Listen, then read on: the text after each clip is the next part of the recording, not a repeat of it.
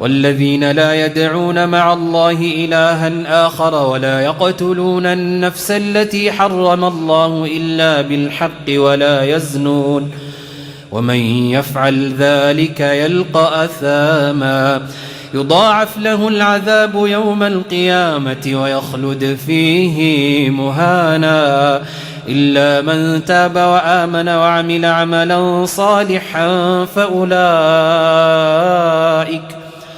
فأولئك يبدل الله سيئاتهم حسنات وكان الله غفورا رحيما.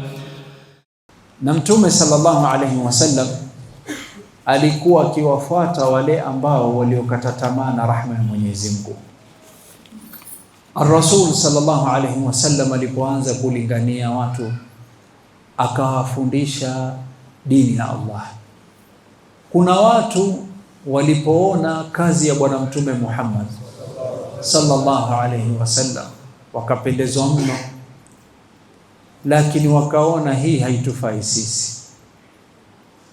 Waona watu wanajiunga katika Uislamu, waona watu wanashikamana na sirata al-mustaqim, wapenda kazi yake na wanampenda yeye, lakini wasema hii ni ya watu fulani, sisi hiyo level hatujafika, sisi ni watu waovu, watu ambao walioua, watu ambao waliozini, watu ambao waliofanya ushirikina.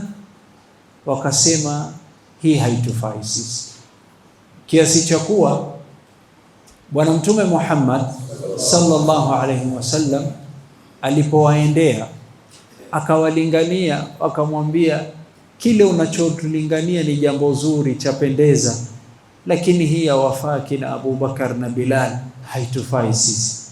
Hii yafaa watu wazuri, sisi watu waovu. Japokuwa kazi unayofanya ni nzuri na unacholingania ni jambo zuri, lakini sisi haiendi na mwenendo wetu. Sisi ni watu tuliofanya mabaya na machafu. Ar-Rasul akamwambia la, bado Allah yawataka, bado Allah atawapokea, bado Allah yawataka. Allah subhanahu wa ta'ala akashukisha aya kwa ajili ya hawa watu, akiwapatia bishara.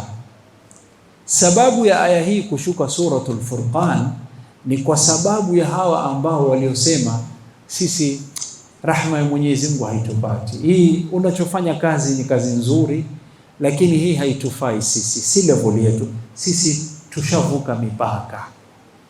Allah akasema walladhina la yad'una ma'a Allahi ilahan akhar wala yaqtuluna an-nafsa allati harrama Allahu illa bilhaq wala yaznun waman yaf'al dhalika yalqa athama yudha'af lahu al'adhabu yawma al-qiyamati wa yakhlud fihi muhana illa man taba wa amana wa amila amalan salihan faulaika yubaddilu Allahu sayyi'atihim hasanat wa kana Allahu ghafurur rahima.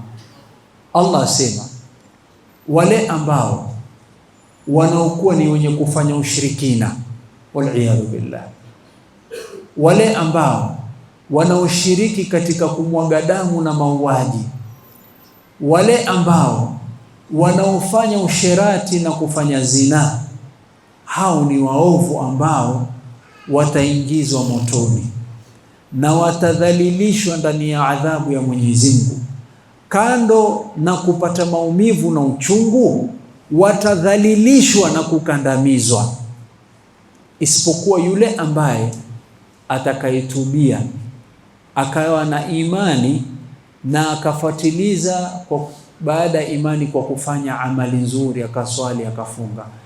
Yule aliyezini, yule aliyeua, yule aliyefanya ushirikina, ikiwa atarudi nyuma na kutubia, ikiwa atakuwa na imani ya kisawasawa, ikiwa atarekebisha mwenendo wake na kuanza kufanya amali nzuri, aswali, afunge, ende haji, umra, atoe sadaqa, ikiwa atafanya hivyo, na waahidi hao ambao waliozini na walioua na waliofanya ushirikina, na waahidi hao hiyo dhambi kando na kuwasamehe, nitabadilisha hiyo dhambi kuwa thawabu.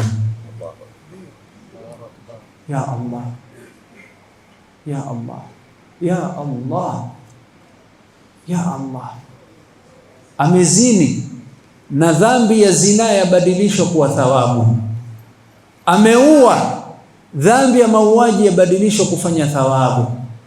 Wal'iyadhu billah, amefanya ushirikina na uchawi na sihri, amefanya ushirikina lakini amemtubia Allah, akawa na imani, akafuatiliza kwa amali nzuri, dhambi ya ushirikina Allah yobadilisha kuwa thawabu. Jamani, hamuoni rahma ya Mwenyezi Mungu? Baada ya makosa yakusamehe, kando na kukusamehe yakulipa kwa madhambi yako.